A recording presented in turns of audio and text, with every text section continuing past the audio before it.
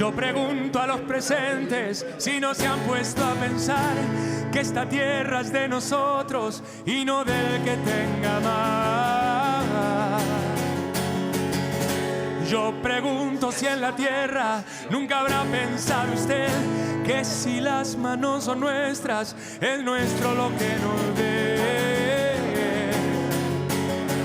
A desalambrar, que la tierra es nuestra, tuya y de aquel, de Pedro, María, de Juan y José.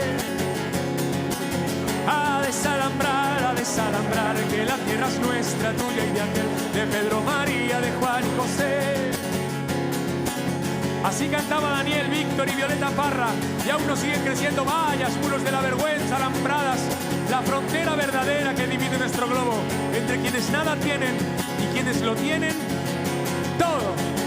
Si molesto con mi canto a alguien que no quiere oír, le aseguro que es un gringo o dueño de este país. Bueno, continuamos con la segunda de las mesas de esta mañana. Bueno, mi nombre es Gonzalo Sáenz, soy abogado y técnico de proyectos en la Fundación Abogacía Española, institución que lleva acompañando estas jornadas durante bastantes años ya, no sé cuántos exactamente, pero sí, muchos. Bueno, esta segunda mesa, que se llama Voces desde el exilio, quiere ser un homenaje a todas aquellas personas que han sufrido esta consecuencia, ¿no? Una consecuencia derivada a que precisamente no han querido anular esta voz por ellas mismas, nunca se han querido callar y han querido mantenerla pese a todas las circunstancias. Queríamos que esta mesa fuera un homenaje para todas aquellas personas que lo han sufrido. En esta mesa están Diego Rosales, periodista que ya conocéis de la jornada de ayer. También Denia Mejía, defensora de los derechos humanos en Honduras, muy vinculada a la defensa de los pueblos indígenas, concretamente al pueblo maya Chorti. Jordán Rodas, exprocurador de Derechos Humanos, el equivalente al defensor del pueblo aquí en España, de la República de Guatemala, que está actualmente exiliado en Euskadi, e Ivania Cruz, abogada y defensora de los derechos humanos, perseguida política por Nayib Bukele. Sin más, vamos a hacer un repaso de los contextos de cada uno de los países de estas personas que sufren este exilio. Y posteriormente analizaremos a través de sus testimonios personales cuáles son las sistematicidades y patrones que se repiten en la persecución de las mismas, ¿no? Sin más, cedo la palabra primeramente a Ivania y luego pasará a hablar Denia y Jordán. Finalmente, en la parte de testimonios, Diego también participará contando un poco sobre su historia. Que tenía una primera pregunta para todas vosotras y es ¿cuál es el contexto actual en vuestros países para comenzar? Si quieres tienes la palabra, Ivania. Bueno, primero agradecer el espacio, también en la jornada, mi primera vez que participo y ha sido un honor precisamente en este sentido, pero lastimosamente bajo el exilio ahora, para hablar un poco sobre la situación de El Salvador. Bueno, te puedo calificar en 5 puntos importantes cómo El Salvador se convirtió en un país de ya no tener un Estado de Derecho y actualmente vivir en una dictadura por Nayib Bukele. Uno es llegar con un discurso populista, con una gran inversión por parte de Estados Unidos, y es así que Bukele se ha convertido en un presidente millennium y muy popular en el marco de todo, no solo Centroamérica, sino en diferentes partes del mundo. Y en ese contexto de popularidad, bajo la democracia, obviamente adquirió la mayoría en el Parlamento. Una vez, y en la primera sesión, funcionarios de Bukele le dan un golpe de Estado a la Corte Suprema de Justicia, sustituye a los magistrados que actualmente se encontraban, no siguiendo el debido proceso como tenía que ser, y al mismo tiempo cambia al fiscal general de la República. Una vez cambiado el aparato estatal, Bukele tiene los 3 poderes del Estado, tanto el legislativo, el judicial y obviamente el ejecutivo. Es así que comienza a hacer una serie de reformas y dentro de ello, pues, más del 50% de los jueces fueron sustituidos. Jueces incluso con experiencia y casos como la masacre del Mozote, en el conflicto armado en El Salvador, y muchos abogados y jueces donde se llevaba el tema de persecución política y que estaban a cargo de ello. Una vez teniendo toda la parte administrativa judicial, cambia y reforma leyes. En todo ese marco ocurrió en el año 2021. En el año 2022 inicia el régimen de sección, a 4 años de ese régimen de sección, donde precisamente lo disfraza con seguridad, pero es a costa de sacrificar los derechos humanos, con más de 90,000 capturas y con un pacto entre las pandillas. En ningún momento Bukele fue el salvador de esa seguridad, todo lo contrario. Esto, las pandillas le ayudaron incluso a Bukele a llegar al poder porque muchos de los territorios de centro de votación eran obviamente adquiridos por las pandillas, y es así que en ese discurso, en vez de bajaba los homicidios, pero incrementaban los desaparecidos. Así que la inseguridad siempre se mantenía en El Salvador. Pero el espejismo del SECOD y de la seguridad es la falsa publicidad que obviamente se vende en todo el mundo. Hoy, en la actualidad, en 2025, hay 130 personas exiliadas. Uno de los casos más emblemáticos fue el de mi persona, que posteriormente hablaré sobre ello. Pero en este marco, obviamente, hay 3 puntos importantes y es, uno, la alianza que Bukele mantiene con Estados Unidos y la región, y El Salvador y el modelo de Bukele. Obviamente ya no es un problema solamente de nuestro país, sino que Bukele en el 2019, posteriormente ha venido Noboa en Ecuador, Milei en Argentina, Centroamérica ha cambiado, etcétera, siempre utilizando obviamente esta imagen de Bukele en todo el sector de la región.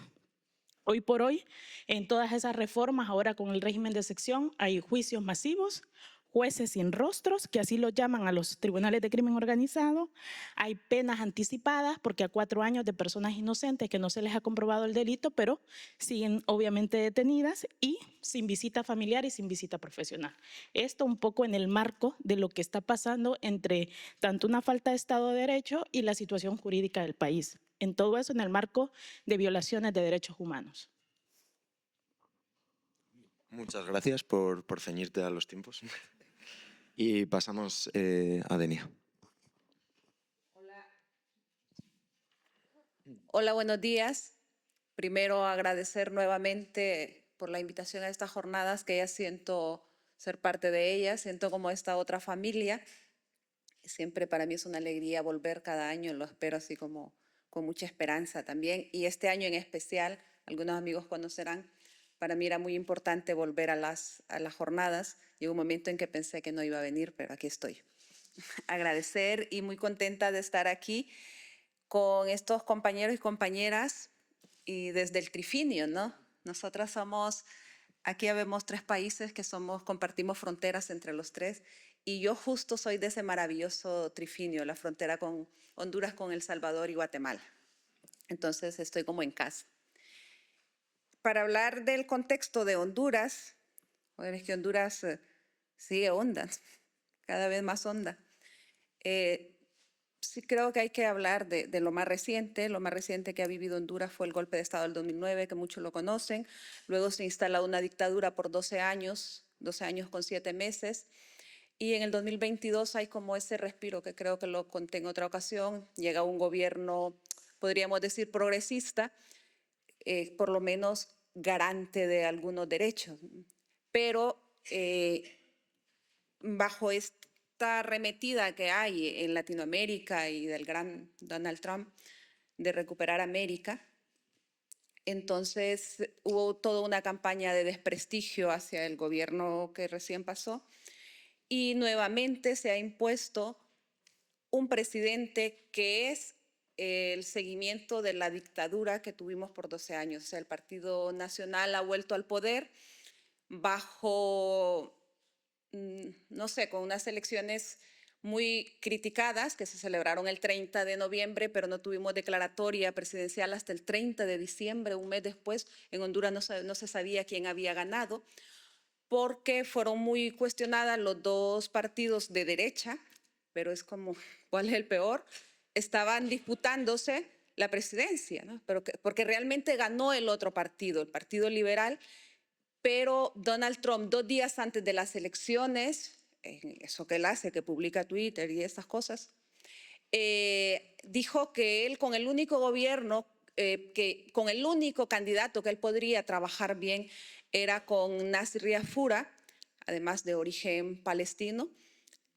Pero lo curioso de Honduras también que los palestinos ahí son muy malos. Sí. Y esto influyó mucho también en la decisión del voto.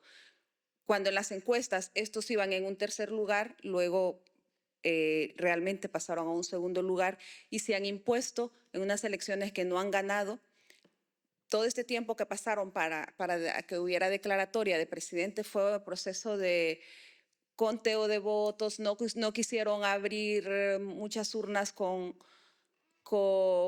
denuncias de fraude y hasta que finalmente lo impusieron y lo mismo impusieron alcaldes, impusieron diputados. De hecho, hay un diputado que no fue electo. Hay un diputado que no apareció en ninguna papeleta, que no fue electo. Y luego el Consejo Nacional de Elecciones decidió que fuera diputado. Renunció un compañero suyo que sí había sido electo para ponerlo a él. Y este es diputado del Partido Liberal y es quien preside ahora ese grupo. También, bajo esto, que empezaron a negociar, porque fue pura negociaciones, siempre han habido fraudes en toda la historia, pero esto fue como lo más descarado. Bajo esas negociaciones han logrado obtener la derecha, los dos partidos de derecha, la mayoría calificada en el Congreso, por lo tanto no necesitan al partido de oposición para tomar decisiones. Y ante eso estamos nuevamente ante la concentración del poder. Ya desde el día 25 de enero, que es cuando el nuevo Parlamento toma posesión, y luego el 27, el presidente, desde ese día ya empezaron a verse los cambios.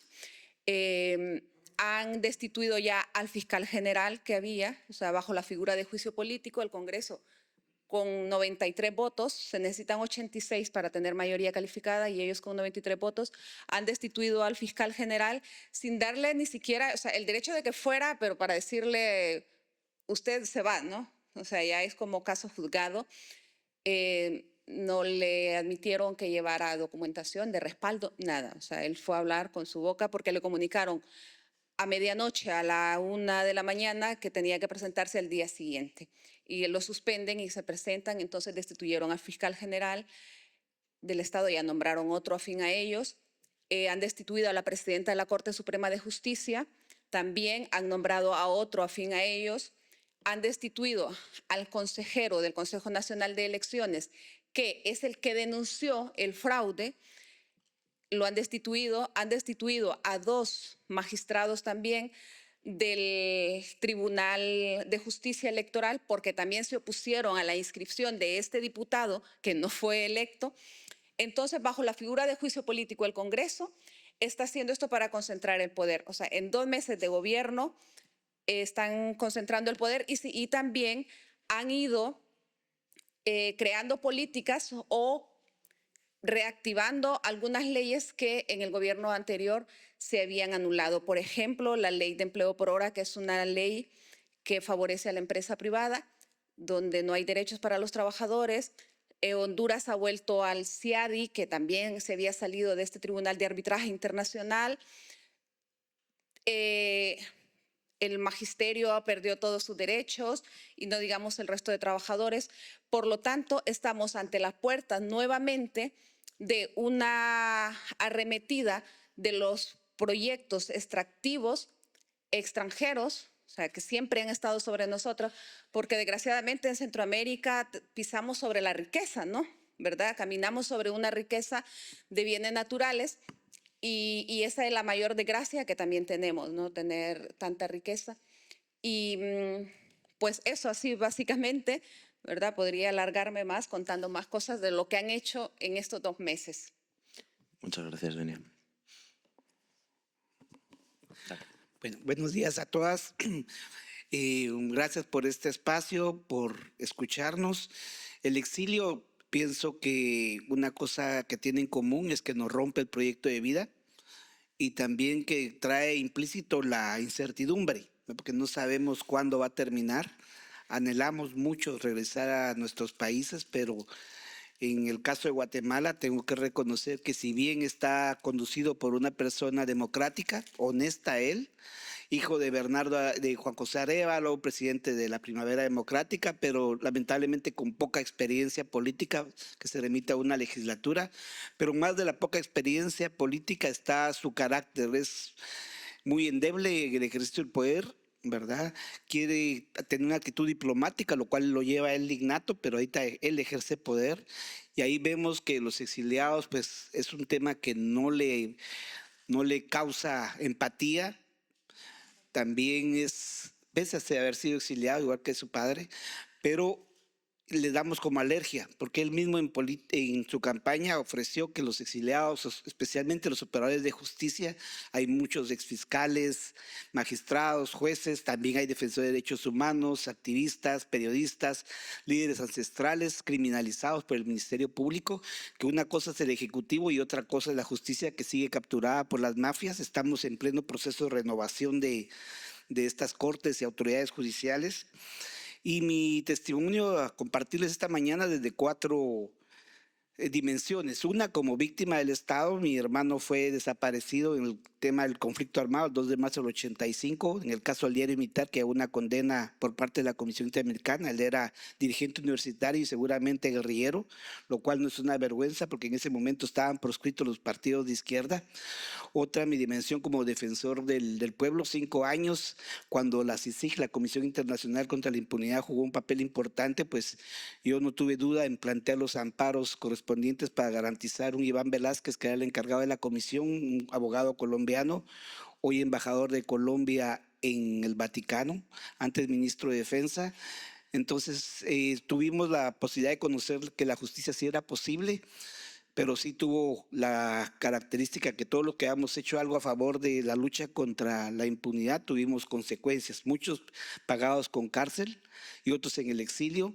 La cárcel ha sido una constante para mujeres, operadoras de justicia y también para líderes ancestrales indígenas. Ahí también se ve lo racista que es el Estado guatemalteco. En este gobierno también lamentablemente solo hay una de 14 ministras que es de los pueblos originarios, cuando son casi la mitad de la población. Entonces, pues es importante este año que se están dando la renovación de distintos organismos del Estado, la Corte de Constitucionalidad, el Ministerio Público, la Rectoría de la San Carlos. Y ahí es donde también tenemos que profundizar en que el pacto de corruptos, que es una alianza criminal entre empresarios inescrupulosos que se aprovechan de esa gran riqueza que decía Dunia que tienen nuestros países, pero muy mal distribuida, provoca desigualdad. Empresarios, políticos y funcionarios que quieren que se mantenga el status quo. Entonces eso sí hace que hoy por hoy yo pueda dar fe que la justicia sirve como una vendetta política.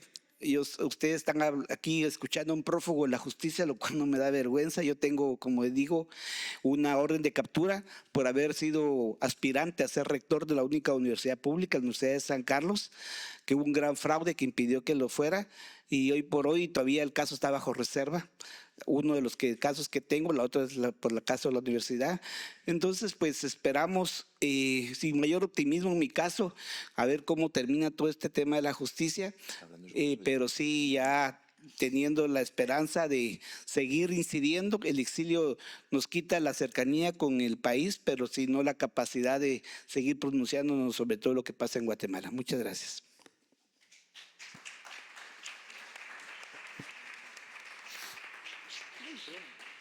Gracias por vuestras respuestas. Hay una segunda pregunta que quería haceros, que es ¿cómo se enfrenta la defensa de los derechos humanos precisamente con estas situaciones que estáis describiendo pues, para poder ejercerla precisamente? Vale, en un contexto, como les mencionaba desde el inicio, es bien difícil porque desde el año 2021 Bukele vino atacando diferentes sectores y en la medida, como estoy escuchando a los compañeros, ya sea de Honduras, de Guatemala y los que se vienen, van a seguir el mismo modo operando, debilitar todo el tema del Estado de Derecho para una vez consolidarse en el poder, haciendo todo ese tipo de reformas y obviamente violentando los derechos humanos. En este marco nosotros, bueno, yo represento una organización que se llama la Unidad de Defensa de Derechos Humanos y Comunitarios de El Salvador, que nació en el 2019, producto de cuando Bukele llega al gobierno, porque iba a haber una amenaza en todas las comunidades en el tema de desalojo.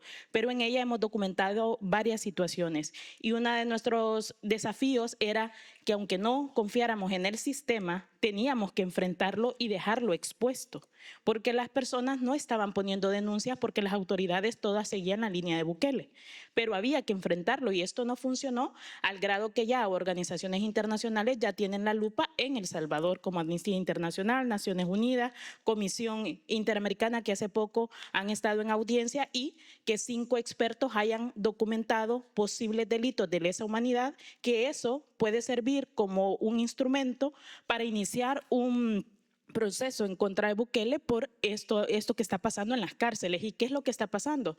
Hay un hacinamiento del 300% en cada cárcel. Las cárceles no son el CECOD que ustedes ven en las pantallas. Hay 9 centros penales. El CECOD es el espacio cinematográfico para vender este modelo en otros países. Presidente de extrema derecha que llega al lugar visita el CECOD, precisamente porque en Costa Rica están haciendo uno, recién ganó Chile, ya fueron autoridades de seguridad para allá, Argentina ha visitado, etcétera, etcétera. Entonces vemos un modo operando de la extrema derecha en toda esta región. ¿Y a costa de qué? Hay una organización en El Salvador que ha documentado más de 500 muertes dentro de centros penales, por torturas, por falta de asistencia médica, por deterioro en la salud, etcétera. Pero incluso en el 2021, mi hermano fue preso político, un médico graduado de Cuba, estuvo 2 años en prisión, pudimos liberarlo y él me mencionaba que solamente en la cárcel donde él había estado 1 año habían muerto 500 personas. Y son 9 centros penales en 4 años. ¿Cuántas personas de forma clandestina, que el gobierno tampoco está comunicándolo, pueden estar muriendo? Es decir, puede existir ya un genocidio dentro de centros de tortura y penales de las cárceles en El Salvador. ¿Qué es lo que ha pasado también en este contexto? La única cárcel exclusiva de mujeres la eliminaron, son cárceles mixtas, las mujeres están siendo violadas por autoridades penitenciarias, mujeres embarazadas que han dado a luz dentro de centros penales, bebés y niños muertos. Todo esto está documentado. Hay informes como Cristosal, como nuestra organización, entre otras, donde se ha venido documentando esta situación en 4 años. Esto nos puso como en primer lugar y en primera línea, y cómo lo enfrentamos con organización. Nosotros solamente éramos una organización, pero a partir del año 2021, producto de esta persecución política, inicia el Bloque de Resistencia y Rebeldía Popular en El Salvador, que aglutina 35 organizaciones feministas, derechos humanos, campesinas, indígenas, etcétera, para como reflejar en las calles, obviamente en la protesta, todo lo que estaba pasando. Y ha sido muy difícil potenciarlo. Eso me convirtió, aparte de ser vocera de los presos políticos y abogada de muchos de ellos, venir desde el año 2021 al Estado español en diferentes lugares, en el Parlamento, en el Congreso, documentando esta situación y convertirme en una de las figuras que precisamente públicas, y por eso la persecución política en mi contra y la de toda mi familia. Actualmente no hay ningún miembro de mi familia en El Salvador precisamente por esto. Entonces, era una manera de documentar la situación y la narrativa de Bukele de que la seguridad sea a costa del sacrificio de derechos humanos, combatirlo con números, combatirlo con la verdad, combatirlo con documentarlo y visibilizarlo. Y eso puso en el foco casos como Fidel Zavala, que es el compañero que detuvieron el año pasado, en el 2025, porque fuimos la primera organización que nos atrevimos a denunciar al director de centros penales, Osiris Luna, que por cierto está desaparecido ahorita en El Salvador, después de que él entregó unos archivos a la Embajada Americana de Bukele y el Pacto de las Pandillas. Eso precisamente nos puso en el foco. Ya las personas que habían estado detenidas se estaban atreviendo no solo a hacerlo de forma anónima, sino pararse ante la Fiscalía, denunciarlo y ante los medios de comunicación. Sí ha sido difícil. Nosotros igual no vemos el silencio como una opción. Las personas que estamos en el exilio es difícil, pero más le debemos a las personas que están en las cárceles, que actualmente están sufriendo, y que dentro de esos 90.000 capturas, el 30% las documentamos que son inocentes, y por otra parte hay más de 150 presos políticos que los consideramos así: sindicalistas, líderes comunitarios, exfuncionarios, defensores de derechos humanos. Y en este contexto, bueno, yo prácticamente me quedé atrapada en en una incidencia del año pasado, porque, como dice el compañero Jordán, están ante una prófuga de justicia con alerta de Interpol, fue de los primeros casos y que se volvió sistemático, y posteriormente también Diego fue el segundo caso sobre esa situación. Gracias. Qué difícil para Centroamérica. Y en el contexto de la Defensoría o de los luchadores o de los activistas por los derechos humanos, pues en Honduras la situación se vuelve a tornar difícil. La criminalización, la persecución, y sabemos que es uno de los países en la región más riesgosos para ejercer la Defensoría de Derechos Humanos, porque desde la persecución, la criminalización hasta llegar al asesinato, ¿no? Tenemos casos emblemáticos como el de mi amiga Berta Cáceres, el de mi amigo Juan López, que ocurrió en el 2014, defensores medioambientales, y de las luchas socioterritoriales. Los pueblos indígenas también van a ser muy perseguidos, y con este nuevo gobierno, que es el gobierno de la confianza empresarial, ya avisoramos que la situación para las luchas y la Defensoría de Derechos va a ser mucho más difícil, porque la ministra que han nombrado de Derechos Humanos es hija de un exalcalde socio de empresas extractivas, además un exalcalde con vínculos con el narcotráfico.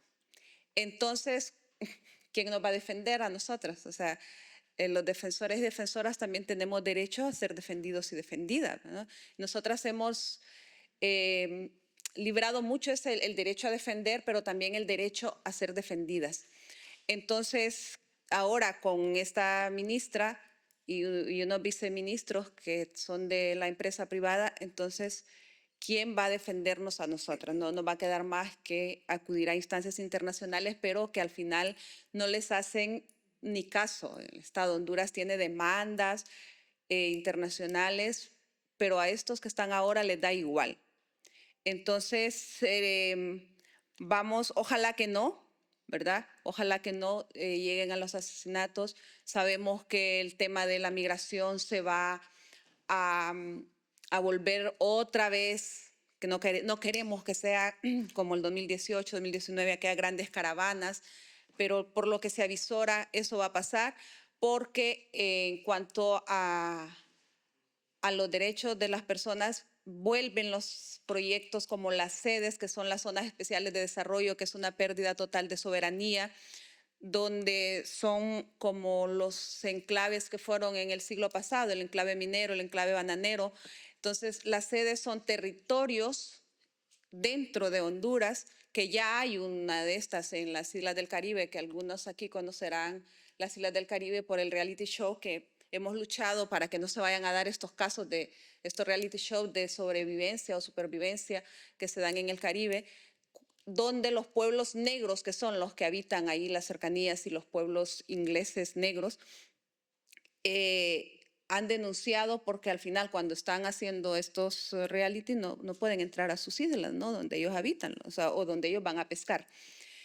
Entonces, con las sedes va a haber despojo, va a haber desplazamiento, porque ya lo hay en las Islas de la Bahía, y esos son lugares donde van a operar el tema de trata, todo eso impunemente, porque ya lo hemos visto en Roatán, en las islas estas, ya allí estaba el famoso Epstein, ¿no? Honduras está mencionado en sus documentos 70 veces, en los documentos Epstein. Entonces, no vemos nosotros un horizonte como muy, muy halagador para ejercer nuestro trabajo. Bueno, a tu pregunta, Gonzalo, la defensa para defender derechos humanos, pienso que lo primero que tiene también uno autodefenderse, lamentablemente, ¿verdad? A mí me ha tocado que defenderme, aparte del despido. Yo soy catedrático titular de la San Carlos, la Universidad de Derecho Constitucional, Derecho Administrativo, pero tuve la represalia por haber sido aspirante a rectoría, haber sido despedido. Afortunadamente, los malos, digo yo, son torpes técnicamente. Entonces gané la reinstalación, ya quedó firme, llegará el momento en que tome mi plaza nuevamente. También he tenido que ver contra el embargo de las cuentas. Lamentablemente eso no todavía ha fructificado. Y demandé al Estado ante instancias internacionales por la violación del derecho humano político de ser electo. Yo fui proclamado candidato a la vicepresidencia como compañero de fórmula a una lideresa maya quiché, Telma Cabrera, del Movimiento de Liberación de los Pueblos, MLP, en el pasado proceso electoral, que había quedado en cuarto lugar, y pues sumando esfuerzos seguramente pudimos haber estado en una segunda vuelta. El Estado nos cerró las puertas sin una sentencia y por eso acudí, ya llegué a un arreglo amistoso que implica no repetición, foros, debates, también una reparación que les fue más fácil pagar, pero no he podido aún disfrutar ese dinero, que tampoco es mucho, pero porque la cuenta está embargada, y lo que sí les ha costado mucho es pedir la disculpa pública, ¿verdad? Porque como si le da vergüenza al gobierno pedir la disculpa pública, más en Madrid porque tienen un embajador que defendió, luchó en contra de la CICIG, todo lo que hacíamos lo contrario. Él defendía a Jimmy Morales, el presidente de turno, para sacar a esta comisión. Entonces es incómodo.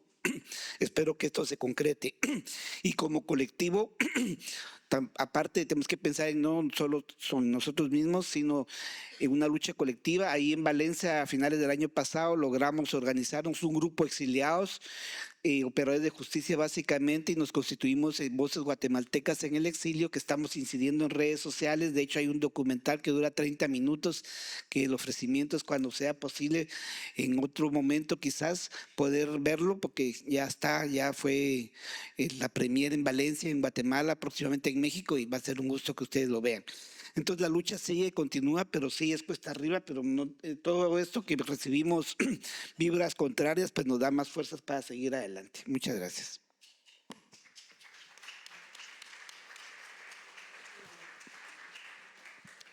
Muchas gracias. Pues vamos con la tercera de las preguntas y la última antes de empezar con los testimonios y situaciones personales de cada persona. ¿Cuál es el papel de los Estados Unidos, precisamente? Porque tenéis la desgracia de estar muy cerca de Donald Trump. Entonces, ¿cuál es su papel en la situación de defensa de los derechos humanos en el contexto político de vuestros países? Bueno, en El Salvador ha sido muy clave, porque Bukele, desde sus inicios, Trump en el primer periodo, ya gente del Partido Republicano ya tenía alianzas con Bukele, y es bien interesante estudiar el fenómeno político, porque Bukele utilizó como instrumento político, obviamente los partidos, inicia su carrera política en un partido de izquierda, del cual fue expulsado, y luego pasó a tener en 2 partidos de derecha y crear el propio suyo de nuevas ideas. Es decir, eso nada más fue el trampolín para llevarlo al poder. Una vez estando ahí, el financiamiento con el tema de seguridad y entre otros negocios es mayor. No solo por el hecho de que comparten una ideología política, sino que también los intereses económicos y empresariales dentro de todo ello. Porque Bukele tiene ahorita 4 líneas. Su gobierno es un gobierno corrupto, está gobernado por un clan, por una familia, y además hizo la alianza con la oligarquía de la extrema derecha en El Salvador. Pero posteriormente hay muchas empresas de Estados Unidos que precisamente han hecho una reactivación a la minería, que éramos un país potencial porque teníamos una ley de prohibición a la minería y Bukele la deroga, y ahora hay empresas de Estados Unidos con el interés de cielo abierto a extraer toda la riqueza, que obviamente eso contaminaría y eliminaría gran parte del recurso natural y de vida en El Salvador. Por otra parte está la alianza política. Darle tanto financiamiento y buscar a esta persona populista que bajo las redes sociales obviamente es un modelo para mí fascista con ciertas características y métodos distintos que han venido poniéndolo de ejemplo. Como repito, Bukele y su equipo estaba prácticamente consolidado con bastante gente de la derecha en nuestro país, que es un país, El Salvador, no tiene petróleo insignificante, pero ahí se fue a concentrar muchos de los políticos de la región para luego replicar el modelo de Bukele. Una inversión de Estados Unidos directamente. La compañera ha dicho que en 2 meses han sustituido todo lo que yo les estaba contando de El Salvador, que en el caso de El Salvador fue en 1 mes. y así sucesivamente. Entonces, a Bukele le vende a El Salvador el tema de seguridad porque es uno de los principales problemas, y Milei fue a decir con el tema económico por el problema que tienen en Argentina. Venden el discurso de libertadores y a la hora de consolidar el poder son los que más están reprimiendo al pueblo. Pues prácticamente esa es la agenda con la reciente Estados Unidos de decir las Américas, y que quieren, con el pretexto de combatir el narcotráfico, imponer las ideas de ellos, sacar las riquezas de lo que tenemos nosotros en cada país, llegar las empresas, obviamente, y sus empresarios a adquirir con el tema económico, pero por otra parte consolidarse políticamente en la región. Y bueno, al final América y Europa solo es un puente, como decimos, que viene ese mensaje acá. Es como decirles, Iván y El Salvador les viene a decir el futuro. Cuidado con esos discursos y no minorizar el tema en las redes sociales, porque de alguna manera Bukele fue un presidente que no hizo campaña electoral dentro del territorio, lo hizo bajo redes sociales y tiene esa popularidad que tiene. Es decir, un espejismo. Cuidado, no se puede minorizar, y también la falta de memoria histórica. Nosotros venimos de una guerra, 12 años de conflicto armado, apenas estructurando la democracia y los derechos humanos, y ahora todo se ha vuelto a repetir de la dictadura militar, incluso peor que la dictadura militar, porque antes hasta los presos políticos se podían visitar, y en este contexto del régimen de excepción no se pueden visitar. Entonces, lo que es Estados Unidos, obviamente en El Salvador está siendo un aliado vital. El tema no solo de criminalizar a los derechos humanos y periodistas, sino también a los inmigrantes. Vimos cómo Bukele ofrecía sus cárceles como un centro de alquiler para que criminales visitaran el CECOD, y cómo prácticamente trasladaron como a más de 250 personas, que no todas eran venezolanas, en el CECOD, y que fueron torturadas. Habían nacionalidades de El Salvador, Colombia, entre otros, y que de estas 250 solamente 10 eran criminales. Los demás eran personas que vilmente les etiquetan de ilegal. Para mí ninguna persona es ilegal, nadie tendría que llamarlo de esa manera, somos seres humanos, y que quieren criminalizar a los inmigrantes también. Entonces, una especie de esclavitud, y como dicen, bueno, y todo esto, ¿cómo puede ser que Bukele sea popular? Y yo siempre les digo, popular no es sinónimo de bueno. Hitler era popular y fue un genocida. Bukele está repitiendo la historia. Entonces, el hecho de ser popular no significa que sea bueno. Y es precisamente lo que Estados Unidos ha venido desarrollando con este modelo, y que ahora precisamente interviene en las elecciones de Honduras, interviene en otras elecciones para decir, por ejemplo, a Argentina, si no votan por Milei, les quito todo el apoyo económico, y como tienen una crisis, un endeudamiento en Argentina, entonces cambia el panorama. Lo mismo pasó en Honduras. Realmente es una manera del imperialismo de decir que, aparte de Estados Unidos, de Centroamérica hacia abajo y México, todos somos el patio trasero de Estados Unidos. O sea, así es lo que Estados Unidos y Trump está vendiendo actualmente en la región. El Trump, que nos aparece en todos lados. Ayer hablaba aquí Santiago muy bien de la política de Estados Unidos. Yo sí quisiera antes leer una frase de Galeano de las venas de las venas abiertas de América Latina, ¿no? Este libro publicado en 1971, pero que América Latina sigue con esas venas abiertas. Ahora América es para el mundo nada más que los Estados Unidos. Nosotros habitamos a lo sumo una subamérica, una América de segunda clase, de nebulosa identificación. América para los americanos, dicen la doctrina Monroe, ¿no? Y ahora la doctrina Monroe de Donald Trump, de ser América grande, pero ¿quién es América? Para ellos solo es Estados Unidos. América somos un gran continente. Y para desgracia, yo creo que nosotros aquí como centroamericanos no podemos hablar así como solo de Honduras, solo de El Salvador, porque al final somos uno solo, ¿no? Somos una sola región pequeña, y para Estados Unidos somos geoestratégicamente claves para la consolidación o para, no sé si consolidar su imperialismo, porque también está en debate si el imperialismo estadounidense está en crisis, pero como si es cierto que está en crisis, es más peligroso. Ya lo mencionaba anteriormente, que intervino directamente en las elecciones de Honduras, como intervino en otras en el país, Y este señor que han nombrado como presidente de Honduras, lo primero que hizo fue ir a visitar Estados Unidos, a reunirse con Donald Trump. De allí, me imagino yo que lo mandaron a reunirse con Netanyahu. Entonces, la pelea que tiene Estados Unidos ahora es en Centroamérica en general, es para que estos pueblos sean sus aliados ante Israel también.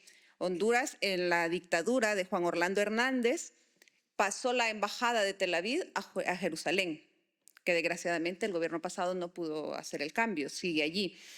Estados Unidos ha indultado al presidente hondureño, al dictador hondureño Juan Orlando Hernández, que fue condenado en Estados Unidos por narcotráfico. Su hermano también fue condenado y a cadena perpetua, y Juan Orlando fue condenado a 45 años, pues Trump lo indultó justo 2 días antes de las elecciones. Y lo dijo, o sea, es como para decirle, lo que estoy diciendo lo cumplo. Primero dijo que podría indultar a este hombre, pero pensamos que era una locura. Y después dijo que no iba a trabajar con otro presidente que no fuera este. Lo indultó. Y ahora estamos a las puertas de que este hombre vuelva a Honduras y así como va la situación lo van a inscribir. Estados Unidos está detrás también de todos los recursos naturales que hay en la región. Somos países, ya lo dije, sumamente ricos en hídricos, en posición hídrica, minerales, tierras raras. Hay pequeños yacimientos de petróleo, al menos en la Mosquitia hondureña los hay. Y ahora está consolidando las bases militares también para Centroamérica. Honduras tiene una de las bases militares más grandes de la región y uno de los acuerdos en este momento entre Trump y el actual presidente de Honduras es consolidar más esa base, fortalecer la base Palmerola-Sotocano. Pero al lado de esas bases, anoche yo comentaba en la cena, hay otras bases no oficiales. Una base en Roatán, una base en La Mosquitia, que es un pulmón para el mundo, es una reserva de vida que compartimos también con Nicaragua, y otras bases en diferentes regiones del país, que son pequeñas, no oficiales, pero ahí están. Entonces, al tener nosotros esa posición geoestratégica Centroamérica, nos convertimos también en paso para todo, ¿no? O sea, para todo. O sea, y hablo de todo, ¿no? Desde la droga hasta los insumos que más necesarios para la supervivencia.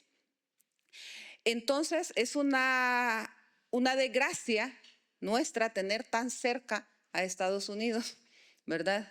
Quizá estamos tan cerca de Estados Unidos y tan lejos de Dios, porque a veces el Dios parece que se ha olvidado también de estos pueblos sufrientes. Y con el racismo, y no solo del presidente Trump, porque es que hablamos de Trump, pero al final es que a él quien lo eligió, ¿no? ¿Verdad? O sea, es un hombre que lo eligió la mayoría. Y ayer también mencionaban aquí que lo habían elegido parte de migrantes, pero también ¿qué migrantes? ¿Verdad? O sea, ¿son los migrantes pobres los que realmente lo eligieron o son estos migrantes que han llegado desde que llegan con sus documentos? ¿Verdad? Que no son ilegales, porque también la ilegalidad tiene que ver, de los ciudadanos, tiene que ver con la pobreza, ¿no? Entonces, ¿quiénes son estos migrantes? Todos estos cubanos, todos estos venezolanos, los hondureños, salvadoreños que viven allí, pero que son migrantes con mucho dinero, como los venezolanos que han llegado mucho a España ahora, que no son los venezolanos pobres, ¿verdad? Sino que esos serán estos migrantes y a veces tenemos que tener ese cuidado de no echar al mismo saco a todos los migrantes, porque no todos los que tienen papeles en Estados Unidos son migrantes ricos. O sea, algunos son de los que se han currado para poder tener o descendientes de migrantes. Estados Unidos va a hacer todo lo posible y ahí se están peleando el papel, quién se pone en la foto con Trump, ¿no? Entre Bukele y el hondureño. Ahora que se reunieron este grupo que ha hecho de presidentes latinoamericanos, entonces hasta se pelean para ver quién se pone al lado de Trump. Entonces, me parece que va a buscar seguir invadiendo la región como lo hizo en Venezuela, que de amenaza se convirtió en un hecho, ¿verdad? De invadir Venezuela, todo lo que han hecho de matar o atacar lanchas en el Caribe con Colombia. Entonces, la amenaza que ya lo tuvimos para Guatemala también, si Bernardo Arévalo no hace lo que él dice, ¿verdad? Entonces, es desesperanzador, como decía Patricia Simón. ¿Quién nos va a dar la esperanza? Gracias. Pues comienzo con lo que dice. Sí, lamentablemente Guatemala, su política exterior de Bernardo Arévalo es muy dócil con lo que Trump menciona. Hay 3 líneas fundamentales. Israel, también igual que Honduras, tiene su embajada desde el 2018 en Jerusalén y ha sido incapaz de retornarla a Tel Aviv. También compra armamento militar a Israel. Entonces, cuando aquí uno escucha todo lo que implica el genocidio, las reacciones que tiene que tener un Estado digno, y ahí sí difiere un poco de Denia en cuanto a la cercanía, porque se puede ser digno y estar más cerca. México, por ejemplo, ha tenido una actitud diferente la presidenta Claudia. También otro tema preocupante y que marca diferencias, Guatemala es el único país que solamente tiene relaciones internacionales con Taiwán, no con China continental, eso ya dice bastante. Y el tema migratorio, básicamente nos estamos constituyendo también un tercer país seguro, ¿verdad? No de forma oficial, pero de hecho sí. En todo este movimiento mundial de geopolítica, este fin de semana hay un encuentro progresista en Barcelona y me hubiese gustado que como Petro, como Lula estuviera el presidente Bernardo, pero no va a estar. Entonces ese temor que se tiene, ¿verdad? Por lo que incide el caso de Honduras, ya lo hizo ahorita en las elecciones de magistrados a la Corte Constitucional por el Congreso, el encargado de negocios prácticamente fue quien dijo quién quedaba en el cargo, fue Roberto Molina Barreto, un actor que ellos mismos los gringos impusieron. Entonces son señales preocupantes y el otro año hay elecciones generales y con lo que pasó en Honduras tenemos que aprender la lección de que si no le gusta a Trump, pues muy difícilmente va a llegar un presidente y un Congreso progresista. La esperanza uno es que dentro del propio Estados Unidos se vaya debilitando y hay elecciones a final de año del Congreso y el Senado de Estados Unidos, puede hacer que esto debilite a Trump y tengamos un mejor año, menos fuerte a este presidente que tanto daño le ha hecho al mundo. Muchas gracias. Pues muchas gracias. Vamos ahora a pasar a ahondar un poco en la situación personal de cada una de vosotras, ¿vale? Quería preguntaros, pues, cuáles han sido los patrones o sistematicidades que habéis sufrido en la situación vuestra, sobre todo impidiendo vuestro trabajo o vuestra actividad o vida diaria, y también si esto se ha repetido una vez ya estáis en situación de exilio, ¿no? Si habéis recibido un acoso en diferido. Bueno, quizás para comentar un poco la situación, en mi caso particular, toda mi familia ha sido dentro de una actividad social y política en El Salvador. Mi padre fue excombatiente durante los 12 años de guerra, mi madre fue una activista social y también fue exfuncionaria dentro del Parlamento. Y así sucesivamente, pues todo el tiempo esto hizo como que los demás hijos estuviéramos activos dentro de esta forma de lucha en el pueblo salvadoreño. Dentro de ello fuimos un blanco principal porque siempre consideramos a Bukele que tenía que ser expulsado del partido que lo llevaba, precisamente porque observamos ciertas situaciones que no eran correctas. En ese marco, 2 años estuvo en prisión mi hermano, se pudo liberar después de pagar una gran cantidad de fianza y actualmente está asilado en México, mi padre en Costa Rica y mis hermanas que están en Madrid. Mi persona y mi madre, mi hijo, estábamos en El Salvador haciendo esa lucha. Yo tengo un niño de 5 años que me tocó resguardarlo, que no esté nada ventilado en el tema público, precisamente por lo que estábamos enfrentando. Y después de liberar a mi hermano me convertí en vocera y también abogada de muchos presos políticos. Y uno de los mecanismos que nosotros encontramos para liberar a ciertos presos políticos fue la incidencia internacional y los mecanismos de protección internacional. También vimos que eso le marcaba eco en el caso de Bukele y así como les digo, nos fuimos posicionando a nivel nacional y cuando hacía una de estas giras, era mi 4ª ocasión en el Estado español, tenía una visita en el Congreso y en los parlamentos del País Vasco me encontraba el 25 de febrero acá cuando Bukele ordenó la captura de Fidel Zavala, la persona que había sobrevivido 13 meses en la cárcel y que había denunciado al director de centros penales. Capturaron a 24 líderes de una comunidad que nosotros estábamos defendiendo y allanaron nuestras oficinas y allanaron mi vivienda. En ella en ese momento solo se encontraba mi madre, que es una persona que tiene enfermedades crónicas. Derribaron las 2 puertas de mi casa, paramilitares, policía, fiscalía, y una situación de impotencia, porque nosotros, como a partir del año 2021 venía el acoso policial y la persecución política, ya teníamos cámaras en nuestras oficinas, cámaras en nuestra vivienda, estábamos preparados para esa situación, además de estar en el bloque de resistencia, que después de que en el 2021 solamente teníamos 500 personas en manifestación, logramos tener 15.000 y 30.000, y era parte de esa vocería del mismo bloque también. Bukele nos obliga al exilio. Ya no había una opción de devolvernos por cuestiones de seguridad. En El Salvador solo me esperaba cárcel o muerte al no más que uno entrara al aeropuerto. Y eso hizo que aquí pues activáramos también los mecanismos internacionales. Durante todo el tiempo, desde el 2021 hasta la fecha, había podido tener contacto con Amnistía Internacional y con otras organizaciones que veníamos trabajando poco a poco. Una vez nos quedamos, nos acoge un proyecto de Martín Echea, que es actualmente en Euskadi donde me encuentro, que son activistas, hay 22 personas, palestinos, hay el compañero Jordán, ahí nos conocimos, y otras nacionalidades que hacen este tipo de trabajo como nosotros y que estamos en riesgo. Una vez Bukele emite la orden de captura, en julio del año pasado, emiten la alerta de Interpol. Y nosotros, y como siendo abogada de varios presos políticos, la Interpol en varias ocasiones había dicho que por motivaciones políticas no podía intervenir, obviamente. Mi proceso o el delito que me imputan es agrupaciones ilícitas, el delito que le imponen a los pandilleros. Ese es el mismo delito que me impone Bukele como terrorista prácticamente. Ante ello nosotros pensamos, la Interpol no tiene que intervenir porque es un caso político.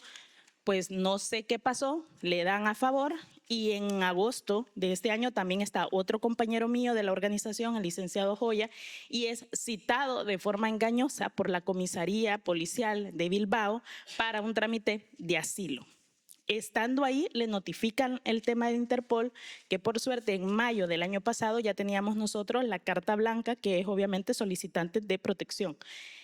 Y estando ahí, dice el policía, bueno, si tienen carta blanca, pero también tienen la alerta Interpol, tiene que decirlo un juez y esto pasa a Audiencia Nacional. Y es capturado el compañero en ese momento, trasladado a Madrid y estar más de 30 horas en prisión y enfrentar a Audiencia Nacional. Pues nosotros nos activamos con la red de organizaciones y esto. Se pone abogados y es liberado el 2 de septiembre, fue la captura de él, el 3 de septiembre la audiencia. Y el 4 de septiembre, por orientaciones de los abogados también, me dicen, preséntate voluntariamente a la comisaría de Madrid para intentar ese mismo día que a ti te celebren Audiencia Nacional y evitar que estés menos horas en calabozo. Efectivamente, me presento en una comisaría, estoy 4 horas ahí y después, posteriormente, la Audiencia Nacional. Entonces, al ver esa situación, Amnistía Internacional el año pasado, en febrero, que pasa todo el tema del allanamiento y la orden de captura, después de 10 años, que no había emitido una acción urgente, lo hace por nuestro caso y por Fidel. Y veníamos en ese seguimiento, nos contactamos con Gonzalo, como el Colegio de Abogacía, de esta situación, y el Observatorio Internacional presenta un abogado voluntariamente para tratar de eliminar esta alerta de la Interpol, que es indebida. Se logra en noviembre del año pasado la eliminación de esta alerta de la Interpol, y por otra parte también estábamos en comunicación con asesores de la Relatoría para la Defensa de los Derechos Humanos de Naciones Unidas. Entonces, ya la relatora le había enviado un informe a Bukele de más de 60 páginas y donde pedía ciertas consideraciones y el gobierno no contestó. Eso el año pasado. Pero al mismo tiempo se estaba trabajando en un término jurídico nuevo para imponerlo por este tipo de mecanismos que se llama represión transnacional. Eso lo estudian expertos de Naciones Unidas en julio del año pasado, pasa por el Parlamento Europeo en octubre del año pasado y retoman 5 países con este término jurídico. Agarran El Salvador y toman el caso de nosotros con decir que el mecanismo en Interpol es un instrumento internacional nuevo ahora para represión, es decir, que la persecución política sobrepasa las fronteras para seguir callando voces. ¿Todo esto por qué? Porque Bukele intencionalmente nos dejó en el exilio y él le gusta manejar el tema del miedo para manipular masas y silenciar voces. Nosotros escogimos, mi persona, como le repito, vengo de una familia que callar no va a ser ninguna opción, nunca, y que íbamos a seguir en el tema de la defensa. Como decía un luchador religioso social en El Salvador, ser la voz sin voces, porque hay personas que ahorita por miedo no lo pueden hacer. Toda esta situación de persecución política nosotros lo vemos como un ejemplo que cuál es la guía que están imponiendo. Después de pasar esta situación fue que nosotros lo vimos que ya no era un caso aislado cuando le pasa a Diego también la misma situación, sino que se vuelve una situación sistemática. Eso nos pasó a nosotros en septiembre del año pasado y el 13, esta semana, el lunes, acabo de tener mi audiencia nacional sobre toda esta situación. Es decir, que no había terminado, pero por suerte en febrero de mucha lucha y muchas reuniones, en febrero de este año nos otorgaron el asilo político a mi compañero Joya, a mi madre, mi hijo, que ya está aquí también, y mi persona. Eso de alguna manera hace que el tema del proceso de extradición obviamente ya no requiere, siendo una de las causales para ya no proceder, y de alguna manera esto le tocó un efecto bastante fuerte a Bukele porque ha venido atacando, haciendo comentarios en redes sociales sobre cualquier situación del Estado español, etcétera, etcétera. Pero tanto así que hay una exfuncionaria del Estado español muy fanática de Bukele y que ha estado en el SECOD, en las cárceles, y creo que, si no me equivoco, expulsada al Vox, que se tomó la molestia de agarrar la fotografía cuando concedieron el asilo y dijo: España ha otorgado a una prófuga de la justicia, criminal, pandillera y todo el calificativo. Es decir, ¿qué les quiero decir con esta situación? Que la persecución política lo utilizan de todas las maneras posibles y en redes sociales también. Y todo por no callar ahorita de lo que está pasando en El Salvador. Entonces, es un proceso que todavía estamos entre medio y finalizando, pero también es un logro.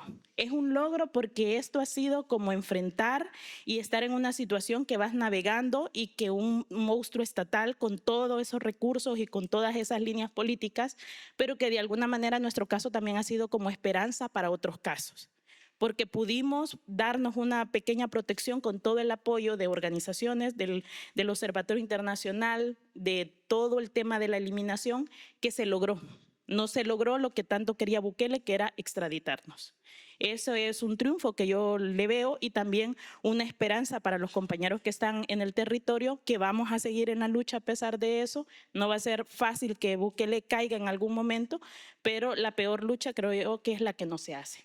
Así que con esa esperanza nosotros seguimos trabajando desde acá, desde el exilio ahora. Actualmente me encuentro todavía en Martín Echea.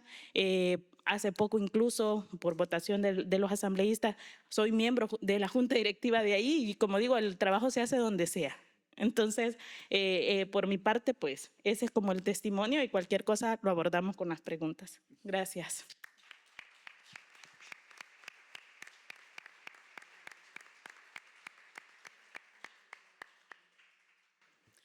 Bueno, están aquí las compañeras, compañeros exilados.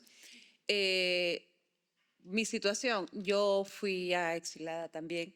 Estuve viviendo aquí en el Estado español después del golpe de Estado en Honduras, que formamos parte de un equipo técnico de una comisión de verdad que se instaló para investigar los hechos del golpe de Estado, y una comisión un poco sui generis porque justo está todavía la crisis y se crea la comisión.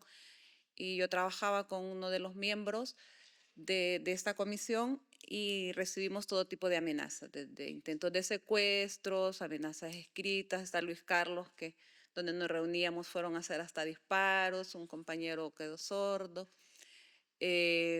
hasta que la situación fue insostenible y tuve que salir del país en ese momento así rápidamente. Y bueno, ahora volví a Honduras. La otra vez yo decía que 1 año, pero luego Patuca me aclaró que no, porque quizá era tanto el estar fuera. Lo que decía Jordán es que el exilio rompe, ¿no? Nos rompe la vida y nos cambia la vida de una manera muy significativa, que pueden pasar los años y vamos arrastrando ese lastre nos cambia nuestra forma, renunciamos incluso a formas de vida, ¿no? Y nosotros hemos venido con estas luchas, Javi se ríe, ¿no? Ancestrales, ¿no? Herederas de luchas y de exilios. Yo he sido, digamos, en la familia, abuelos, bisabuelos, que vienen de exilios también. Entonces, yo no me quiero extender mucho porque aquí en un acuerdo de la mesa yo le voy a ceder parte de mi tiempo a Diego, porque también es importante que lo escuchemos. Y mi solidaridad, compañeras, compañeros, el exilio siempre es una tortura. Siempre lo sostengo y lo sigo sosteniendo. El exilio es una tortura y paso la palabra a Diego. Es que yo le voy a dar mi tiempo, Diego. Sí, es que es mi tiempo. Bueno, muchas gracias por el espacio. A mí me gustaría comenzar citando palabras de Bukele cuando yo fui detenido aquí en España el 2 de enero. Él se pronunció no una, sino 2 veces sobre mi caso. Lo primero que dijo fue esto: el nuevo fuero es ser periodista. El fuero político está desprestigiado y carece de validez internacional, pero basta con autodenominarse periodista para obtener impunidad total, protegida por las ONGs, medios de comunicación, gobiernos y organismos internacionales. Luego, unos minutos después, retomó una nota del País en la que España se había negado a entregar a El Salvador a un pandillero por la situación de derechos humanos, y dijo: a las autoridades españolas les gusta darle protección a los delincuentes. Por nosotros no hay ningún problema, nos ahorran el costo de tenerlos acá. Pero qué lástima por el pueblo español, que luego tendrá que pagar el precio de llenar su sociedad de criminales. Bueno, como mencioné ayer, yo estoy en un proceso penal en El Salvador ahora mismo desde octubre del año pasado. Bueno, nuestro proceso empezó un poco con persecución policial. Llegaron en total 12 policías a mi casa desde la segunda mitad del año pasado, con 3 razones diferentes, una más tonta que la anterior, y se las resumo. La primera, llegaron por ¿cómo se llama? Por una denuncia anónima en la que dijeron que mi padrastro, quien también es periodista, había metido personas sospechosas al lugar de la residencia. La segunda, en la que yo estaba recibiendo maltrato físico por parte de mi familia. Yo no sé cómo un vecino podría decir eso si yo ni siquiera me encontraba en el país. Ese día, de hecho, yo volví a El Salvador y había aterrizado hace 2 horas cuando la policía ya había llegado a mi casa alegando eso. Y la tercera ocasión fue alegando de que estaban haciendo un chequeo de rutina en toda la colonia. Algo muy absurdo porque tenemos videos en los que solamente llegan a mi vivienda, luego se van. Realmente este proceso a mí nos ha costado mucho económica y psicológicamente, tanto a mi familia como a mí. Mi hermano, quien reside en Argentina desde 2018, también fue detenido en el aeropuerto de Buenos Aires en noviembre. Estuvo 12 días detenido en el aeropuerto. Luego fue le dieron cárcel en el domicilio. Entonces él hasta el momento está detenido en su vivienda. Mi madre no puede salir ahora mismo de Bolivia, donde vive desde 2023. Y bueno, mi detención en España se dio de una forma bastante absurda porque yo fui a mi entrevista de asilo y fui detenido cuando iba saliendo de la comisaría. Yo fui detenido porque yo le mencioné a la oficial de que podía existir la posibilidad, porque esto tampoco estaba muy claro, de que yo podía tener una orden de búsqueda y captura de Interpol. Ahora Interpol tampoco publica las alertas de difusión roja. Al momento, la oficial fue a revisar si yo tenía una orden de búsqueda y captura. Me dijo que en efecto la tenía, pero que no me preocupara, que ellos no iban a hacer nada, que podía irme tranquilo de la comisaría. al momento en el que, bueno, yo también fui acompañado por una abogada del CEAR, también un poco previendo de que esta detención se podría materializar. Al momento en el que yo iba saliendo, un oficial me dijo de que esa misma tarde yo sería trasladado a Madrid para ponerme a disposición de la Audiencia Nacional en la que verían en la que empezaría mi proceso de extradición a El Salvador. En la misma comisaría en la que yo alegué con pruebas, con fotos, con diferentes documentos, con todas mis credenciales de prensa incluso, que bueno, que el gobierno de El Salvador me estaba persiguiendo, fue en la misma comisaría en la que me informaron que yo iba a quedar detenido. Al momento de la detención me trasladaron 3 policías. Uno de ellos me dijo de que España necesita una dictadura como la de Bukele. Yo le pregunté, a mí me interesó de hecho, o sea, me interesó porque quería saber por qué, o sea, en qué marco Bukele podría ser necesario en España. Él me dijo que porque, bueno, que el gobierno actual no había aprobado los presupuestos nacionales, nada más por eso España necesita un Bukele, al parecer. Luego, en el momento en el que me confiscaron mis pertenencias, otros 3 policías me dijeron que Bukele era un duro, que Bukele actuaba bastante rápido porque mi orden de captura se hizo válida en El Salvador el 24 de octubre, el mismo día que yo me gradué de la universidad, al acto que yo no pude ni siquiera asistir por el exilio.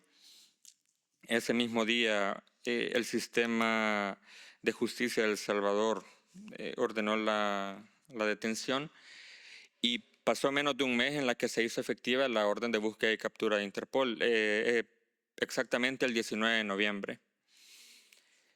Bueno, finalmente a mí no me llevaron a Madrid. Los policías no permitieron a mi abogada particular pasar a verme. Yo no tuve conocimiento absoluto de qué es lo que pasaba afuera. Yo en algún momento dentro del calabozo llegué a pensar de que mi abogada ni siquiera había llegado a la comisaría y todo el mundo afuera sabía lo que estaba pasando menos yo. ¿En qué sentido? De que todo el mundo sabía de que yo iba a tener una audiencia al día siguiente, el 3 de enero, pero yo no sabía absolutamente nada. Yo el 3 de enero amanecí en la celda pensando en que yo iba a pasar ahí todo el día. Me había hecho un poco la idea de que yo podría llegar a pasar hasta 72 horas ahí. Y bueno, estuve en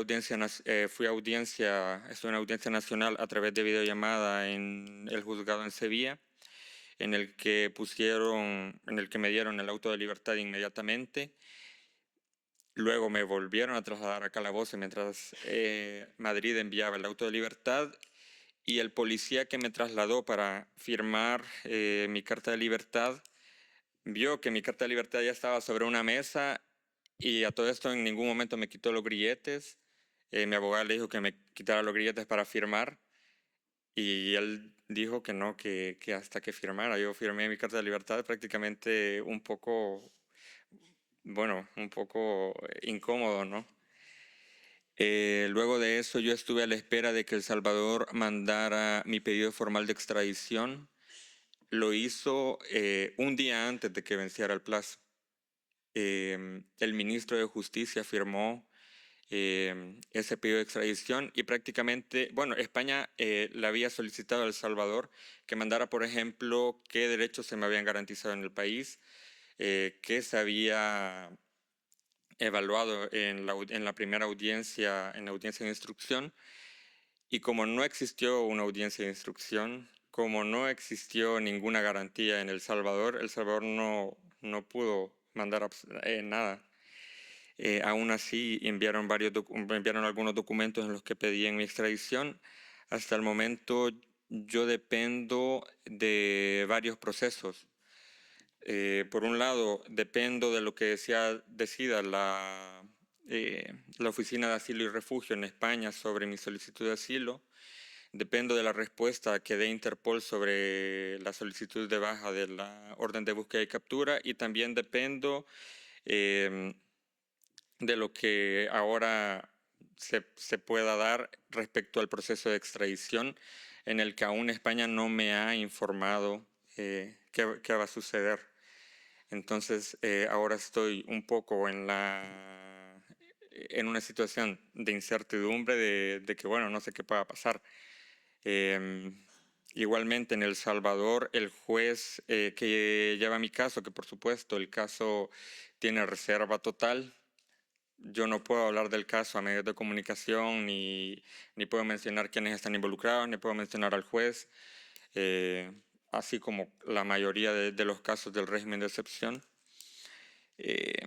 Pero bueno, dependo de ello, y el juez lo que decretó en la única audiencia que ha habido en octubre del 2025 fue darle un plazo a la Fiscalía de El Salvador de 2 años de investigación en los que tanto mi madre, mi hermano y yo pasaríamos detenidos aún si después dicten nuestra inocencia o no.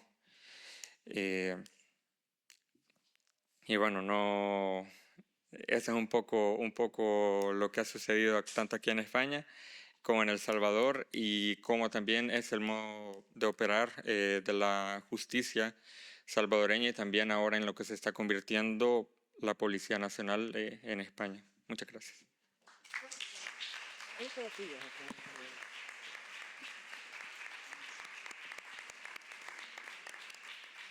Bueno, toda mi solidaridad, Diego, al escuchar tu testimonio, pues me hace recordar y tener plena conciencia que si alguna profesión tenemos que defenderla todos, son los periodistas, porque si nos quedamos sin periodistas, ¿quién nos va a informar de todas las arbitrariedades?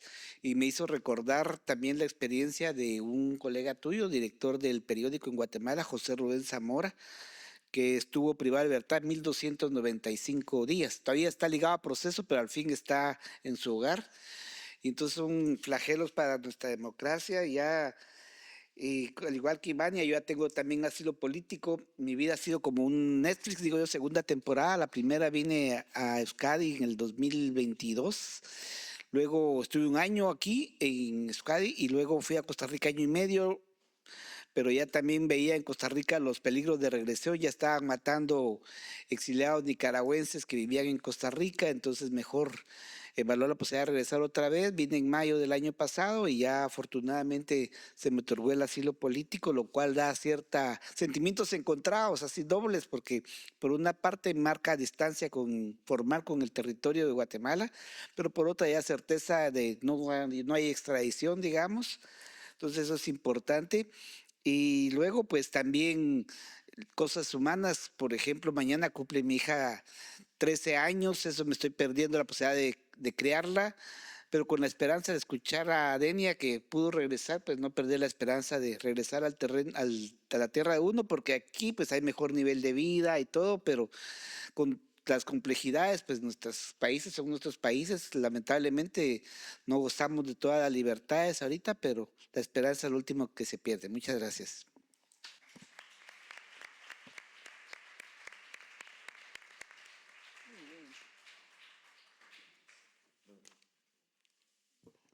Bueno, pues vamos a abrir un breve turno de preguntas personales. Vale, muy bien. Por aquí. Aquí, Gloria. Bueno, estoy a punto de llorar. Mi solidaridad lo primero. Conozco tanto vuestros países y he estado tanto tiempo en ellos que me cuesta oír lo que estoy escuchando. Es muy triste para mí y bueno, no sé si voy a poder seguir hablando, pero en El Salvador, Nidia Díaz, épocas de esperanza. Estoy yendo allí desde el año 87, primero en Nicaragua y luego a los otros países. Entonces, claro, yo viví en aquella época, por una parte en El Salvador, por otra Nicaragua. Empecé en el año 87 ahí. Y ahora no digo nada de Nicaragua porque no toca, no está en la mesa y prefiero que no esté. Bueno, que no esté, no. Tengo todos los amigos nicaragüenses distribuidos por el País Vasco, por Cataluña, en Granada también. Entonces, ¿qué puedo decir ahora? Era una época de esperanza en la que yo empecé a ir por allí a partir, como digo, del 87. Luego aterricé en Guatemala, la bodeguita del centro. Claro, lo hago en plan así porque si no... Entonces, claro, allí se estaba viviendo el fin de la Comisión de la Verdad, la publicación, la esperanza, elecciones. Conocí mucha gente que había estado pues, en la guerra y que luego estaban ya en el Congreso. Algunas compañeras que eran, bueno, que iban allí desde sus territorios, desde sus comunidades, que eran diputadas. O sea, que eso yo lo viví a partir de los 90. Honduras, aterricé en el 90 con el que entonces era el defensor de los derechos humanos, ahora no me acuerdo el nombre, pero claro, tú tampoco que eres más joven, pero Custodio. exactamente, Custodio. Y allí trabajamos muchísimo con otro amigo que tengo por ahí al lado, pero yo empecé a ir allí en los 90. ¡Ay, mi niña! Entonces, no quiero alargar porque habrá gente que quiera preguntar. Os traslado mi solidaridad, también mi pesar, y luego que todo lo que sea necesario hacer aquí en Cataluña estamos también muy activos. Sobre todo está muy activa la gente nicaragüense, porque allí están, que no, todos los que echaron, ¿no? Aparte están muy distribuidos también por toda España los 200 y pico que le dieron la nacionalidad española, que es lo que tendrían que hacer con todos los casos que estáis aquí exponiendo. No ir tanto a las comisarías, todos sabemos también cómo está nuestro país y más vale no enfrentarse a ninguno de esos territorios tan peligrosos. Pero se tendría que hacer algo para que en los casos vuestros también la nacionalidad, y si la queréis aceptar, la aceptáis, si os conviene también, pero si no, que tengáis ese recurso y no ir por ese territorio que habéis estado circulando con tantas dificultades. Nada más. Y mi cariño. Gracias. Muchas gracias. Vale. ¿Por ahí? Leonor, si lo puedes pasar hacia atrás, que está ahí, eso. Luego Carmen Rosa y luego otra mano que había por ahí. Gracias. Muchas gracias. Reitero mi solidaridad con todos ustedes y todo mi cariño también. Este es un lugar donde se aprende mucho. Es verdad, Denia nos ha hablado y nos ha hecho reflexionar sobre estos programas televisivos en los que, para que estas islas tengan esas escenas paradisíacas, se hace desaparecer a la población, incluso a los pescadores que pueden estar por allí. Y esto pues, nos invita también a que no pongamos esos programas, que es la manera de cortar con ese tipo de escenas. Y Gonzalo ha preguntado y han respondido muy bien sobre el papel de Estados Unidos. Yo creo que tenemos que reflexionar también sobre el papel de España en este escenario.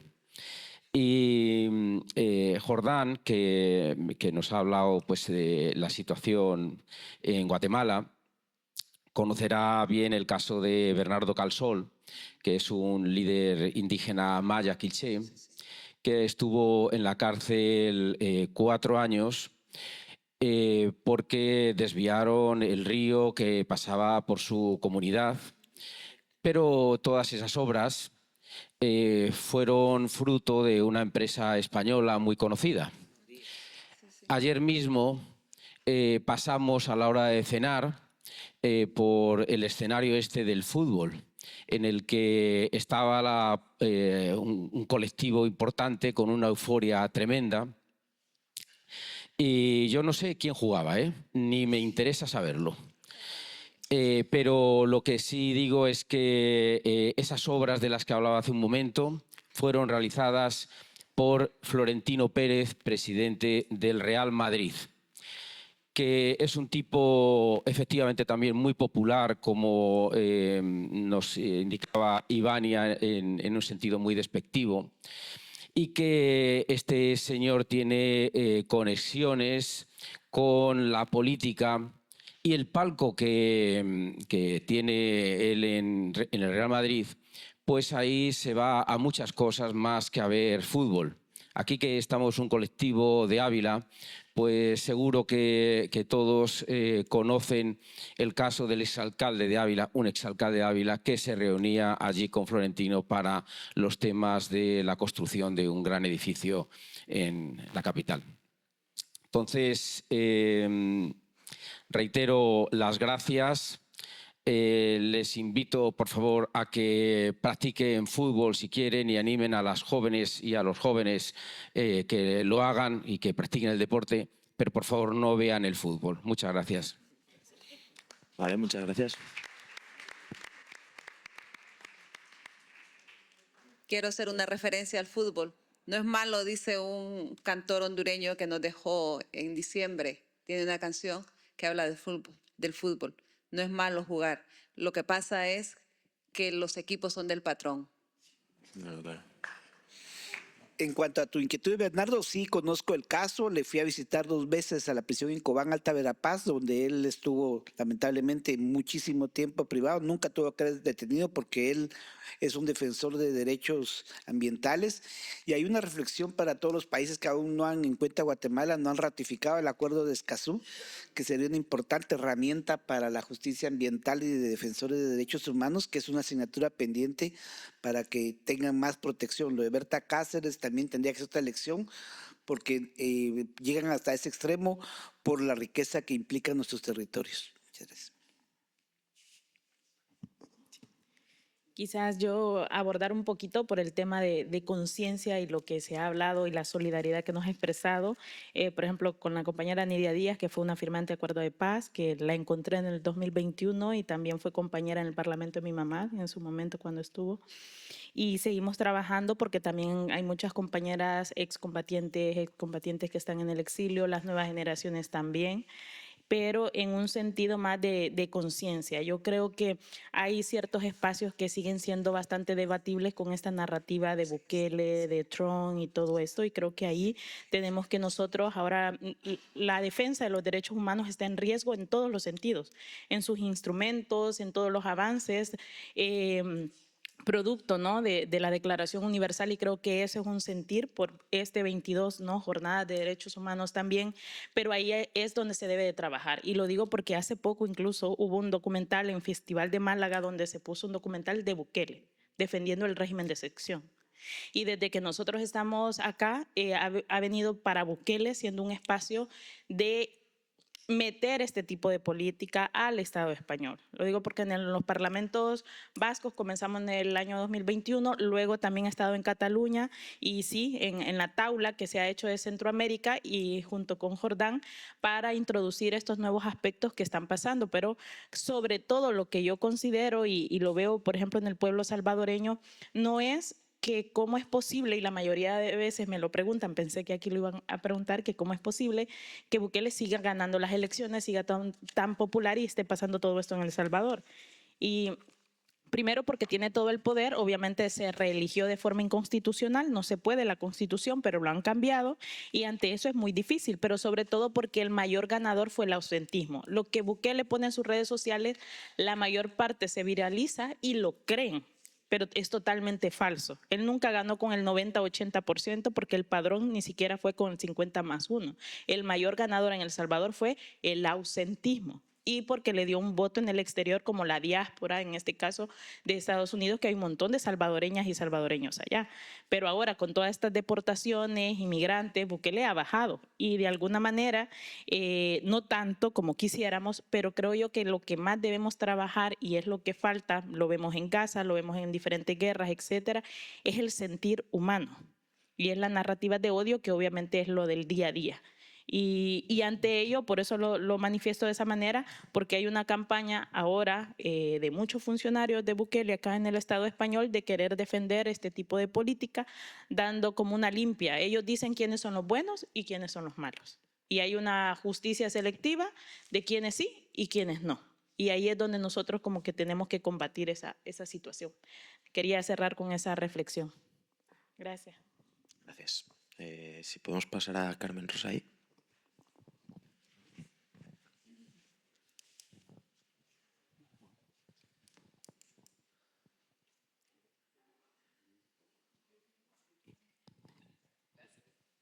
Sí, Carmen Rosa de León de Guatemala, también en el exilio acá desde hace 4 años. Y con la reflexión, porque justo cuando allanaron mi casa, yo estaba esperando para presentar mi tesis de doctorado sobre la captura del Estado en Guatemala, utilizando además como ejemplo los casos de la Comisión Internacional contra la Impunidad en Guatemala, de la CICIG, que desveló pues las conexiones y nexos entre varios, sobre todo entre el empresariado y el narcotráfico, tomando el poder en varias de las instituciones del Estado. Y la perfección para mí de la cooptación era justamente el poder haber cooptado el sistema de justicia, porque al final se vuelve pues en el instrumento de persecución que en los años 80 desaparecían físicamente a la gente en el conflicto, los conflictos internos, pero ahora el objetivo es la desaparición civil, la muerte civil de las personas criminalizadas. Y en ese contexto creo que es muy importante hacer una acción frente a la Interpol, porque la Interpol se ha convertido en la extensión internacional de la persecución del lawfare por el cual la mayor parte de nosotros estamos acá, con casos inventados. Yo entiendo digamos, el tema en que cuando tú estás en un mecanismo como la Interpol, debes confiar en lo que la policía de otros países te dicen que es alguien que ha cometido un delito. Y esto creo que es siempre el primer paso para volver a criminalizar una y otra vez, porque no solo es que estés en un país, que te vayas a otro país porque estás perseguido por tu país, sino que además debes lidiar con el tema de que estás perseguido internacionalmente. Y pedir que la Interpol te quite una alerta roja es de lo peor. O sea, a mí me costó casi 1 año y medio con ayuda de abogados acá, ¿no? Expertos en el tema. Pero es además la criminalización internacional que te queda con el tema de la Interpol. Bueno, después te borran el nombre supuestamente de la ficha. El mío fue hace 2 años que declararon que la Interpol me dio la razón a mí. Y sin embargo, fui hace pocos días a la embajada a pedir la renovación de mi pasaporte guatemalteco y no me lo querían dar porque había una alerta roja de Interpol que en Guatemala nunca habían procesado, que hacía 2 años se había quitado. Entonces sí creo que es necesario desde la parte de derechos humanos tener un acercamiento con Interpol como para que se tome conciencia que ellos son parte de esta criminalización extendida a nivel internacional, y que en algunos casos de algunos países deberían tomar más en cuenta la situación del lawfare que se está dando en esos países para poder tomar decisiones sobre el tema de poner aceptar el alerta roja de algunos países como los nuestros. En este caso, cuando revisaron mi caso, como había sido yo había hecho una solicitud a un grupo de derechos humanos que fueron los que hicieron mi caso de criminalización, pues los contactaron a ellos para ver si era cierto lo que se decía, y ellos aprovecharon justamente para decir que había ya todo un mecanismo establecido, que había sido un patrón para persecución, y creo que eso a algunos les ayudó, como en el caso de Jordán, que fue después que me pasó a mí, ayudó para que ya no siguieran poniendo alertas rojas. Lo habían hecho ya con los operadores de justicia, pero no lo habían hecho con periodistas ni con activistas, como mi caso. Entonces sí creo que hace falta una acción urgente en ese sentido para que Interpol piense más en aceptar las alertas rojas de países como los nuestros. Gracias. Sí, tal vez una reacción. Por experiencia personal, afortunadamente también fueron torpes los del Ministerio Público, porque uno de los delitos que se me acusó fue sedición, y sedición es un delito político, entonces no fructificó.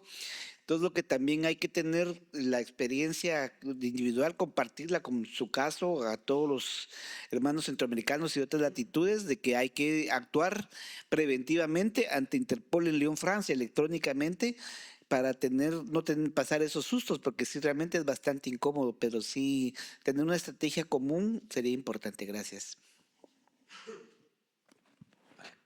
Muy bien, había una mano de un compañero por allí y ya vamos terminando.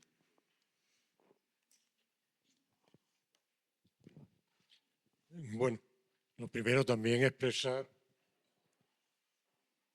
mi solidaridad con vuestra lucha y vuestra resistencia. Pero me gustaría, o he echado en falta, saber qué papel tiene o han tenido las iglesias evangélicas protestantes que se han ido introduciendo desde finales del siglo pasado en Centroamérica de una manera muy invasiva, incluso desplazando a aquellos sectores de la teología de la liberación que había estado desarrollando la Iglesia Católica. Y me gustaría tratar de conocer vuestra experiencia y vuestra opinión en ese sentido. Bueno, voy a dar mi opinión. Muy buena pregunta. Voy a dar mi opinión. Sí, en Centroamérica sí hubo una arremetida en los 70 y en los 80 contra insurgente de iglesias evangélicas, ¿verdad? De estas estadounidenses más que todo, y sí fueron contra insurgentes. Y al día de hoy, muchas de las iglesias la mayoría, porque también hay unas muy solidarias, y hablo de Centroamérica porque al final son las mismas, apoyan a estos gobiernos. Son las que, en el caso particular en Honduras, hay un pastor evangélico que ha jugado un papel un poco deshonesto, porque dice que a él Dios le ha revelado todo lo que va pasando con el gobierno. O sea, Dios le ha revelado quién iba a ser el presidente, Dios le ha revelado que el dictador que ha sido indultado es inocente, y llega a Casa Presidencial a hacer oraciones, porque allí en Casa Presidencial estuvieron brujos, dicen ellos. Y luego la Iglesia Católica, la Iglesia institucional, también ha tenido un papel y lo sigue teniendo muy penoso, ¿no? Sin embargo, hay una iglesia de base que todavía queda de la teología de la liberación, que es una iglesia que sigue caminando con el pueblo que sufre, ¿no? Y hay muchos sacerdotes que todavía están arropados bajo la teología de la liberación, pero la iglesia institucional ha hecho todo, incluso por quitar a sacerdotes que son medianamente progresistas y marginarlos. Eso ha pasado en Honduras específicamente, y las iglesias evangélicas, hay una confraternidad de pastores. Yo me atrevo a decir que ahora más de la mitad de la población se ha vuelto evangélica, porque como ante la desesperanza, ante esos vacíos, ofrecen esta vida en el más allá. Entonces tienen un papel, digo yo, vergonzoso, porque lo hacen públicamente, ¿no? Ni siquiera lo hacen dentro de sus iglesias, sino que se van a foros, se van a medios de comunicación y lo están haciendo el papel que tienen en este momento, muy pro Estados Unidos y muy pro Israel. En Honduras no es, es muy común ver en las iglesias la bandera de Israel, en las iglesias evangélicas la bandera de Israel. Sí, suscribo lo de Denia, pero aparte le sumo que tendríamos que exigir como ciudadanos de nuestros estados que sean laicos realmente en la práctica, porque hay muchos gobernantes que llegan y con tal de congraciarse vienen y cada ratito mencionan a Dios, Yamatei, presidente en plena pandemia, Dios bendiga a Guatemala por aquí, Dios bendiga a Guatemala por allá, y él robando el dinero del pueblo. Entonces mejor, y yo les respeto la libertad de cultos, yo soy católico light, no ando diciendo aquí por allá, y cuando era procurador de derechos humanos los evangélicos querían hacer imposición de manos y oraciones, pero decían, ¿en qué hora? No, a estas horas estoy trabajando, entonces no, muchas gracias, y nunca le hicieron. Pues. Sí, bueno, en el caso de El Salvador, esto se toma muy interesante, el tema de las religiones y cómo se está tocando en esta posición. ¿Por qué? Porque incluso en el tema de la guerra, a pesar que en los 70 ya existían ciertas situaciones, pero fue en los 80 cuando en la muerte de Monseñor Romero, obviamente eso fue una acción de rebelión muy fuerte. Ahora, ¿qué pasa en este contexto de Bukele? En un primer momento todas las iglesias estaban silenciosas, todas. Pero en el 2000, mejor dicho, solamente cierta persona no, que era el cardenal Rosa Chávez de la Iglesia Católica, que de alguna manera decía ciertas situaciones de la política de Bukele y decía que no. Y Bukele, en un país tan pequeño y muy conservador con el tema de las iglesias, es una manera también de manipular, porque cuando Bukele no tenía el poder, pero que ya daba señales del dictador que quería ser, el 9 de febrero del 2020, ¿sí?, si no me equivoco, él entra con los militares, se pone en el podio del Parlamento y dice: Dios me ha hablado y me ha dicho que lo detenga, que no es el momento, que posteriormente va a ser, y él juega con esa situación también. Entonces, y también Bukele tiene sus aliados dentro de las dos iglesias, tanto del católico con el arzobispo Luis Escobar, para que no dijera nada, pero por otra parte en la Iglesia Católica estaba el cardenal Rosa Chávez, que era un crítico sobre la situación.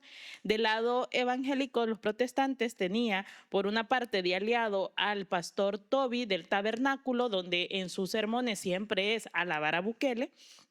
Y por otra parte, en la iglesia Lin estaba el pastor Vega, que era un crítico de Bukele. Entonces, esto comenzó a suceder después del régimen de sección, que ciertos líderes religiosos comenzaran a poner ciertas posturas, pero de manera muy tibia.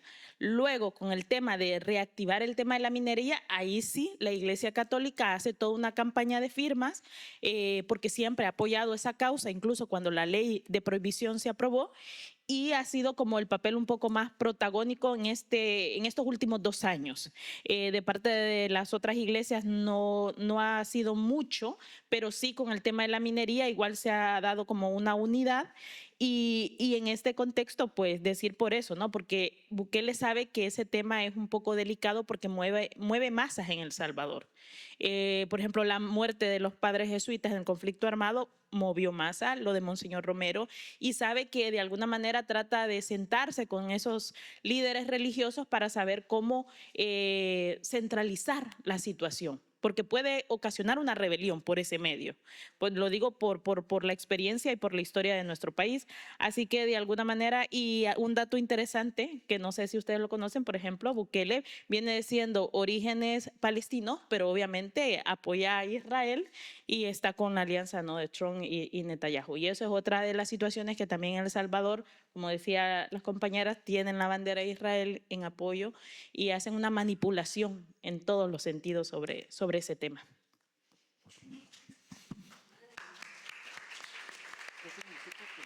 Pues muchas gracias.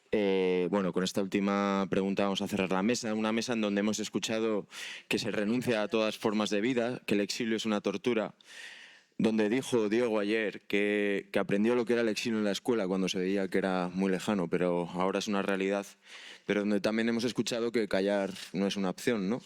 Y con eso nos quedamos, y con los ecos de la frase que dijo ayer Felipe de que el día que no se lucha es un día perdido.